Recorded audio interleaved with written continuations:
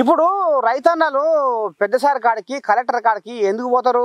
ఓ sir నాకు ఈ కష్టం వచ్చింది, ఈ సమస్య ఉన్నది, జర తీర్చాల సారు నీ బాంచను అని పోతారు, అంతేనా కాదా? కానీ ఒక రైతన్న ఏం కష్టం వచ్చిందని పోయిందంటే వామ్మో ఇక చూడు. వారే బా ఎంత ఇచ్చంద్రమైన ముచ్చట వినవలసి వస్తుందేమోరా ఈ అన్యారం చల్లకుండా. ఇక మరి కర్ణాటక అన్నట సంగప్ప అనేట ఆయన ఒక ఆయన ఉండట.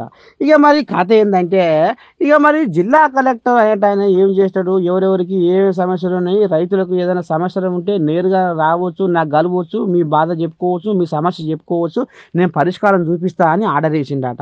హబ్బరకొండ సందు దొరికిందే కదా అని ఈ రైతు సంగప్ప అనేట ఆయన, నాకు ఏ సమస్య లేదు కానీ పిల్ల సమస్య ఉంది, నాకు పిల్ల దొరకలేదు, నాకు 10 ఏళ్ళాయే, ఇప్పుడు పెళ్ళి అయితలేదు, నేను ఏం చేయాలి, సావాలనా బతకాలనా, మస్తు మానసిక క్షోభ అనుభవిస్తున్నా, ఓ సారు కలెక్టర్ సారు నాకు మాత్రము పిల్ల కావాలి, జర ఎట్టనన్నా చేసి వెతికి పెట్టు సారు, నీకు పుణ్యం ఉంటుంది, నీ బాంచనని బతులాడుతుందట. ఓ రామా, ఇక అక్కడ ఉన్న చుట్టుపక్కల వాళ్ళు ఒకటే పక్క పక్క పక్క పక్క నవ్వి పాడు చేసిరట.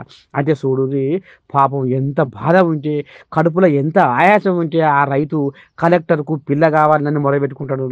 ఓ పెద్ద మనిషి నీ అన్యాయం చల్లకుండగానే నువ్వు పోయి కలెక్టర్ సార్ చెప్పుకుంటా అవే పెళ్లి కాలేదని, అరే చుట్టాలకో పక్కాలకో దోస్తుగాలకో వాళ్ళకో వీళ్ళకో లేకపోతే పేపర్లో నన్ను వేయించుకోవాలి. కానీ గిదేం సకదానమే, నీకు పిల్ల కావాలని కలెక్టర్ చెప్తే కలెక్టర్ ఏం చేస్తాడే అంటువే ఈ ముచ్చట వింటున్న నెటిజన్లు.